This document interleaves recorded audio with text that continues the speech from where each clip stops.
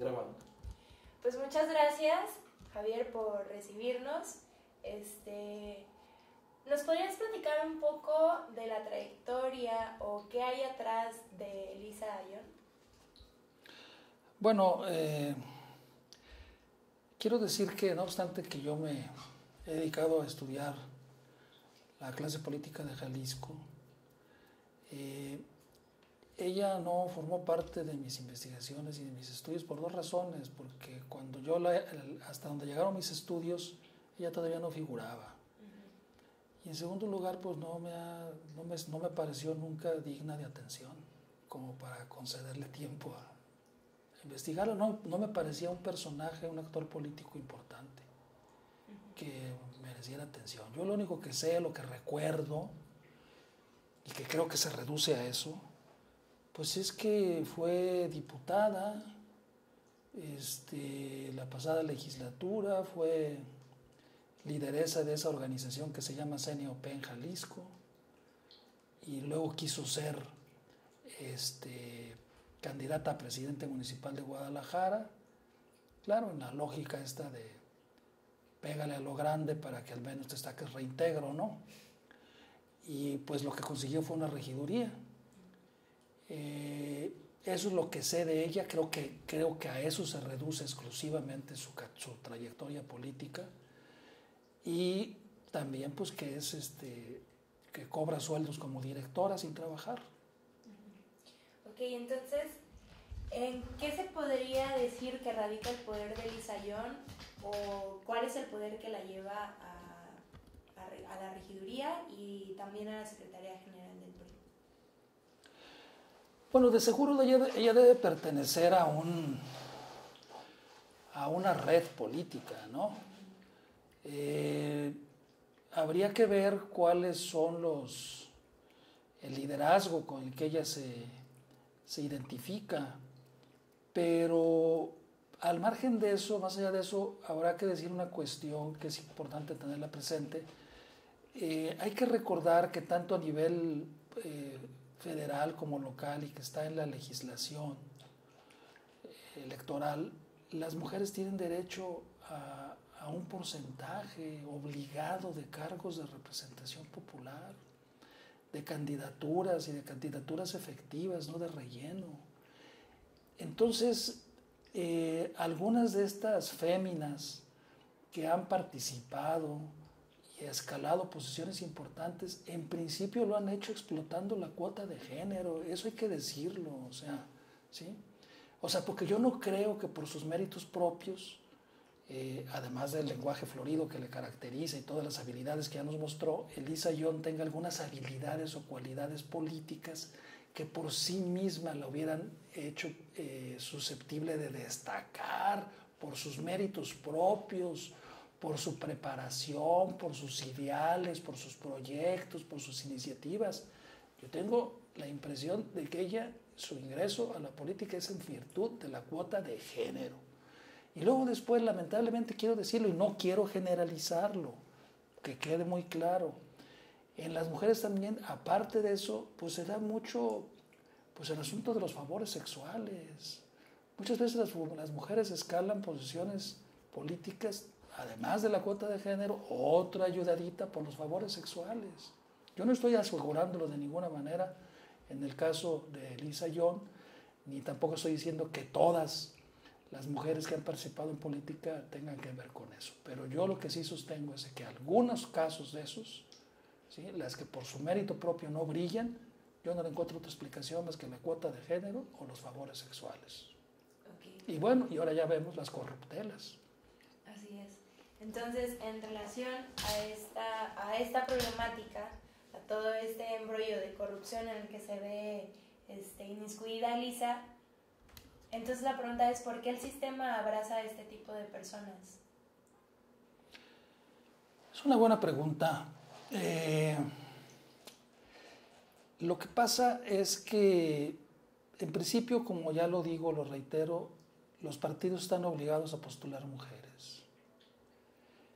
Y entonces, cuando algunas mujeres no tienen verdaderas aptitudes en el sentido cabal y aristotélico del concepto política, sino que lo entienden de otra manera, es decir, como la forma de lucrar, de medrar, de obtener dinero de manera fácil, extorsionando ciudadanos.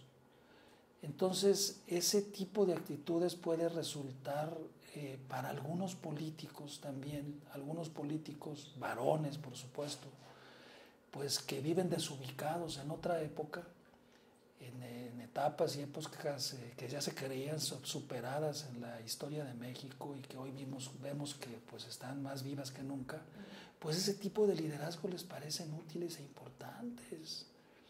Porque de esta manera un político cumple con la cuota de género, o sea, tiene mujeres. Y luego resulta que esa mujer pues es tan hábil para la corrupción y para exigir esas componendas y realizar esas corruptelas, y en ocasiones con mayor enjundia y pasión que un hombre, pues entonces en verdad que resulta muy atractiva para cualquier político tradicional, priista. Pues yo compro, yo adquiero esa mujer, yo la llamo, le pido que se líe conmigo, establezco tratos con ella y relación, porque de alguna manera me voy a beneficiar yo también. Entonces yo creo que detrás de todo esto, lo que existe, lo que está, pues, y lo que debemos de preguntarnos es de que respecto a de si estas prácticas que nosotros creíamos que ya no existían, cuál es en realidad su diseminación que tienen en todo el espectro del accionar político. Y yo quisiera decirlo, eso me parece que no es exclusivo del PRI, pues se sigue dando y en todos los partidos, ¿no? Yo te aseguro que no tardará mucho en salir la Elisa Ayón o el Eliso Ayón de otro partido. Pero bueno, aquí ahí está presente y sí se relaciona con épocas que ya se creían superadas dentro del PRI y que hoy vemos que no lo son tanto. Entonces yo lo que más me llama la atención de esto no es tanto la persona, sino la política, es decir, la práctica, la concepción de la política. Eso es lo que me llama la atención y lo que me preocupa, porque realmente en verdad es repugnante, es detestable y cuestionable y condenable por cualquier punto de vista que tú veas que existen personas que tengan esa concepción de la política, que entiendan la política como el espacio para lucrar, para enriquecerse, para que en vez de hacerle un beneficio a la gente la están extorsionando, la están exprimiendo, están viviendo a costa del trabajo de otra gente para darles concesiones o autorizaciones más allá de la ley y además usurpando atribuciones. Eso es muy lamentable, la verdad. Lo que a mí me parece lamentable, más allá de todo el anecdotario que hay en torno a la persona de Elisa Ayón, es ese asunto de esa concepción de la política. Y eso creo yo que es lo que debemos de cuestionarnos y preguntarnos. ¿Qué tan digamos, diseminado, qué tan extendido está esa concepción? Ya no solo dentro del PRI, porque yo no creo que sea solamente en el PRI, en todos los partidos. Pues lo supimos perfectamente nosotros cuando el PAN estuvo en el gobierno. Ahora acaba de salir ahí que los regidores de Zapopan, hay uno que tiene como 40 asesores y se gasta una nómina de más de 400,000 pesos en asesores al mes. Entonces yo me pregunto si eso es lo correcto del servicio público.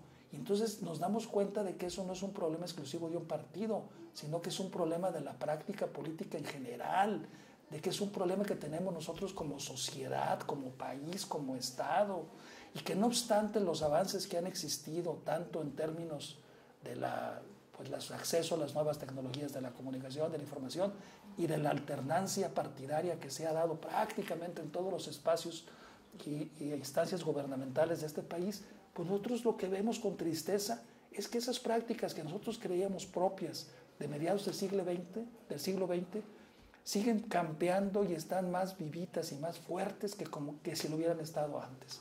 Eso yo creo que es lo lamentable, eso es lo cuestionable y es lo que tenemos que ver. Lo demás en verdad me parece cosas pues del anecdotario y son cosas pues para la broma, ¿no? La verdad, sinceramente, ¿no? O sea, el lenguaje florido de esta señora y su forma de ser, su proceder, bueno, pues es para alimentar quizá el optimismo, ¿no?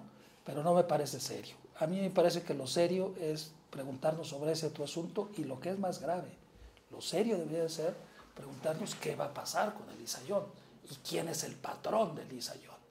Eso es lo fundamental. O sea, y también, y ese es un problema no de Elisa Ayón ni del PRI, es un problema del Estado de Jalisco y de los 3 poderes del Estado de Jalisco e incluso diría yo del Estado mexicano. ¿Qué garantías tenemos los ciudadanos de que no vuelva a surgir otra Elisa Ayón? Eso es lo que yo quiero que a mí me digan, no cuánto se robaba esa señora. ¿Sí? ¿Qué garantías tenemos de que no vuelva a surgir otra Elisa Ayón? ¿Por qué? Porque ¿qué es lo que va a pasar? Lo que va a pasar entonces es, claro, obviamente el voto de castigo para el PRI, bueno, pues el PRI que pague por sus pecados que cometió, pero el otro problema es el que más me preocupa a mí también, de que esa es una salida que puede tener el ciudadano. ¿El ciudadano qué va a decir? Ah, vas a ver, me la voy a cobrar con el PRI, voy a ir a votar en contra. Pero la otra salida es que el ciudadano diga, no voy a ir a votar ya porque todos los políticos son una bola de corruptos y de puercos, todos son una bola de Elisa Ayón. Ese es el problema, eso es lo que me preocupa a mí. Y entonces yo como ciudadano, porque también yo escuché un comentario de un alumno mío que platicábamos este asunto, que ha sido la comidilla, y entonces veíamos de que es muy difícil que el PRI pueda ganar en Guadalajara, y bueno, y el PAN, pues con los problemas que trae de sus deserciones y todo eso, y entonces una alumna me dijo, ay maestro, dice, por favor, pero no me diga que entonces va a ganar el MC, porque entonces me cambio a vivir a Colima. Entonces, digo, estoy transmitiendo exactamente lo que me dijo una alumna, y si quieren, si les molesta a los del MC, puede decir su nombre y su apellido. Entonces, creo yo que ese es el problema. O sea, ¿yo qué me voy a ganar como ciudadano? Voy a ir a votar en contra del PRI, ¿y qué garantía tengo yo que en el MC o en el PRD o en el PAN no hay otras Elisa Ayón? No, el asunto es, y tampoco es de que metan a la cárcel a Elisa Ayón, que si es culpable, bueno estuviera y que no tenga ningún privilegio ni impunidad, sino que a nosotros nos den garantías en el sentido de que no se va a volver a suscitar un caso de esos. O sea, ¿cuál es la seriedad de los organismos de combate a la corrupción que existen en el Estado? El organismo de combate a la corrupción estatal a que se comprometió el gobernador no se ha creado. El organismo de combate a la corrupción del Ayuntamiento de Guadalajara y la Carabina de Ambrosio es lo mismo, no sirve para nada, absolutamente. ¿Cómo es posible que en las narices de los miembros de esa comisión para el combate a la corrupción se estaba dando todo ese escándalo que hoy en día ha trascendido con relación a todas las irregularidades, arbitrariedades y anomalías que se han presentado en el Ayuntamiento de Guadalajara?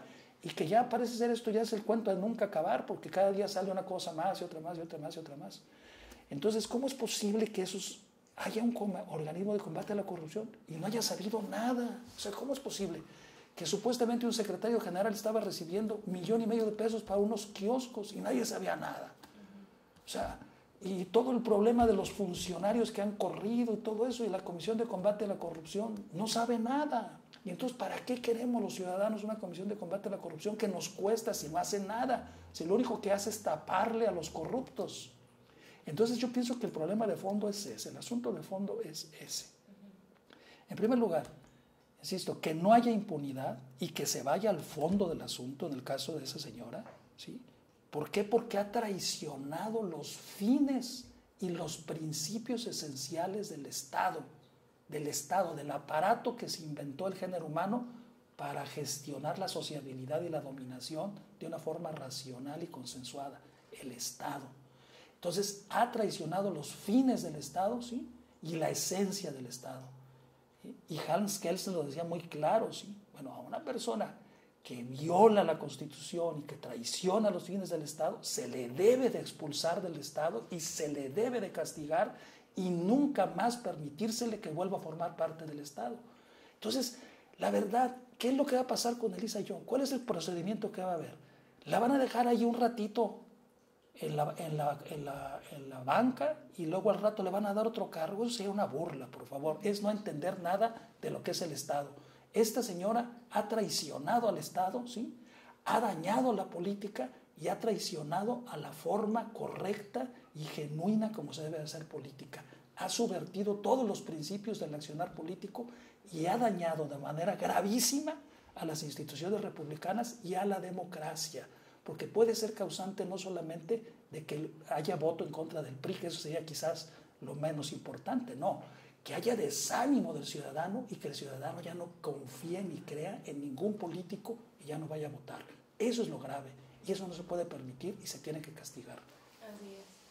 Y bueno, ahorita ya me contestaste varias preguntas, pero ahora, ahora que Lisa ya pidió licencia, por fin, ¿crees que realmente ella se vaya con la conciencia tranquila, vaya a acceder a estar dispuesta a colaborar con la investigación que se supone que al inicio de la fiscalía, o qué es lo que, porque hasta el momento ella niega rotundamente todo, ¿no? Entonces, ¿qué es lo que Sí, no, por supuesto que no, porque a lo que se puede ver esa persona no conoce ni entiende la palabra ética y mucho menos entiende cuáles son las relaciones entre ética y política. Para ella no existe la ética.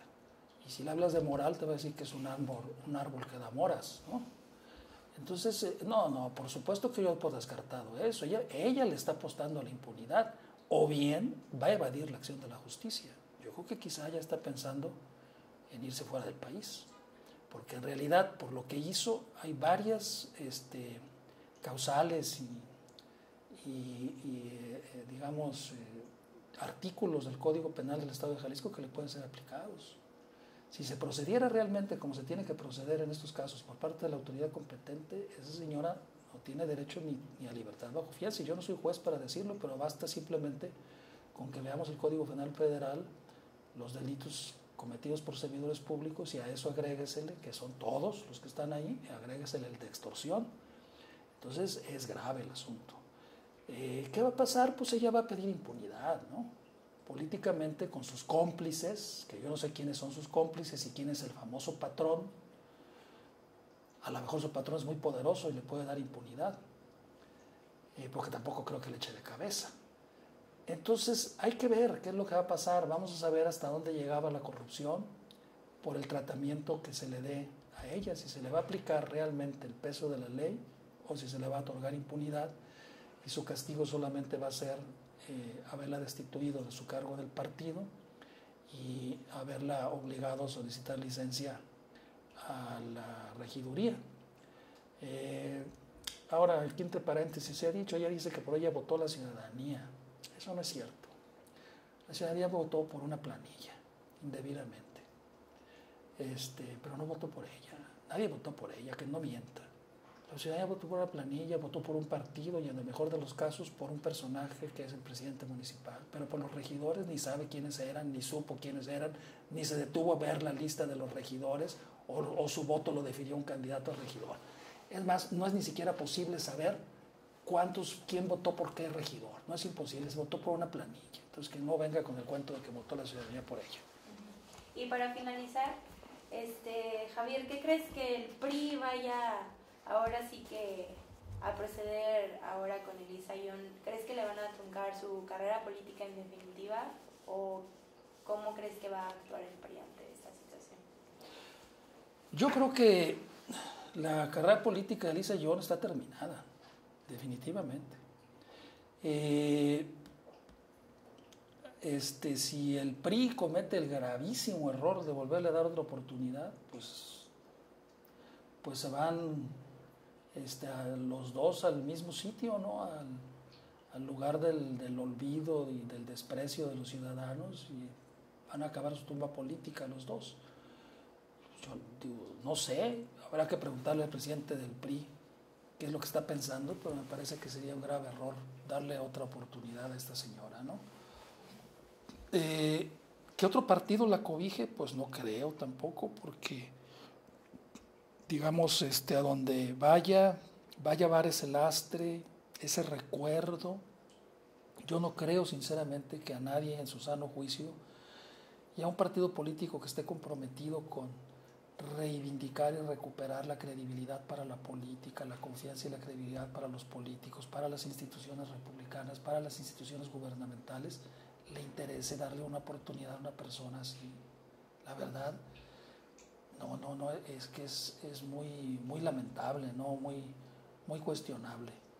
Entonces, yo creo que la carrera de esa señora pues no tiene futuro y pues tampoco creo que tenga problemas si la exculpan y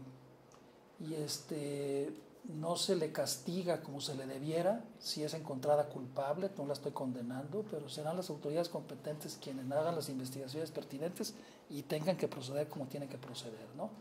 Y depende muchísimo del Ministerio Público, de la Fiscalía, pues integrar bien la averiguación, ¿no? Para que los jueces puedan proceder en consecuencia. Y ojalá sus redes de complicidad no lleguen hasta allá para que la traten con benevolencia, ¿no? Pero sí quiero aquí señalar, bueno, en el caso ese, pues ya realmente ella no tiene por qué preocuparse. Yo creo que con lo que le dieron los comerciantes o con lo que agarró indebidamente tiene para vivir. Y aparte de sus 2 plazas que tiene en el sistema educativo, pues que se regrese a ocupar sus plazas con todo el perjuicio que puede causarle eso a los niños. Imagínense ustedes la imagen que a un niño le pueda dar tener de maestra esa persona que aparece en los medios de comunicación con ese lenguaje. Pues qué vergüenza, la verdad. Yo creo que, no sé, pues a lo mejor la tienen que comisionar porque tampoco puede estar frente a grupo, porque ni tiene aptitudes para enseñar, porque parece que no sabe nada. Y por otro lado, pues sería una imagen muy negativa la que se estaría dando a los niños, sería como un bullying permanente. Entonces, estarlos sometiendo a una tortura, ¿no? Moral, ¿no? Entonces, no, por favor, ojalá no la manden a dar clases, ¿no? Comisionenla, como ha estado comisionada siempre, a labores administrativas dentro de la Secretaría, donde no de cara a los niños, y ya reconociendo sus derechos laborales, pues tiene sus plazas para que pueda vivir de ellas. Y la otra, que ponga una escuela de alta corrupción en política, sí, de verdad, de cómo hacer negocios en la política. Porque hay muchos ilusos todavía que piensan que la política es para ayudar a la gente, para construir bienes públicos, para construir consensos de beneficio colectivo, para realizar obras que benefician a toda la gente, que eleven la calidad de vida de la población, para que el progreso se reparta entre todos. Pero parece ser que no, parece que esta concepción de la política, como la entiende la señora Ayón, pues hay muchos que la comparten. Entonces sería muy bueno que compartiera sus conocimientos, pusiera una escuela. Yo creo que sí podría ser directora de alta escuela en corrupción política y en lenguaje florido, de cómo una mujer asume actitudes de hombre para exigir canonjías a la población. Yo creo que eso le sería de mucho éxito. Y ahí no tendría el problema de con los niños, ¿no? Porque con los niños sí sería un problema ahí, una confrontación entre percepciones y valores distintas, ¿no? Entonces a lo mejor en una escuela de ese tipo, pues sí se inscriben todos los que quieren ser como ella, que yo me imagino que hay muchos, y que para los cuales es maestra, en verdad, es la maestra Ayón, y bueno, que comparta sus conocimientos. Sería bueno para toda esa gente que piensa igual que ella. Ok, pues muchísimas gracias, Javier. No. Sería todo de nuestra parte y pues gracias por tu valioso tiempo. No, hombre. Estaba pues, a punto de soltar la carga. Directora de la escuela en alta corrupción política, pues sí. No, es que la verdad, esa forma de hacer las cosas eso forma parte de lo que se da a llamar las reglas no escritas de la política, ¿no? Y entonces esas solamente se transmiten de manera oral. Si quieres eso ahí, coméntalo también, ¿no? Sí. Eso se transmite de manera oral. Entonces es muy difícil y tú piensas y supones que conforme va avanzando el proceso de construcción de la democracia en México y de la alternancia, que cada vez menos las reglas no escritas van a ser menos importantes, ¿no? que lo que cada vez la ley tiene mayor observancia. Pero lo que te das cuenta tú es que no. O sea, eso que nosotros vimos es la alta escuela de la realpolitik. O sea, es la alta escuela de las reglas no escritas de la política y que son las que operan en verdad. Porque lo que opera no es lo que está en las leyes y en los reglamentos. O sea, al margen de todos los reglamentos del ayuntamiento, lo que operaba era eso que ella hacía, eso era lo que contaba. Entonces, eso es lo interesante y eso es lo grave, ¿no? ¿Cómo es posible que a estas alturas siga existiendo eso? Cuando algunos ilusos pensábamos que, pues no, que había terminado, pero que pues que era por ahí cualquier cosita, ¿no? O que se presentaba a lo mejor en los sindicatos, ¿no? O en un pueblito, ¿no? ¿No? Pero en el principal ayuntamiento del país. No, y también aparte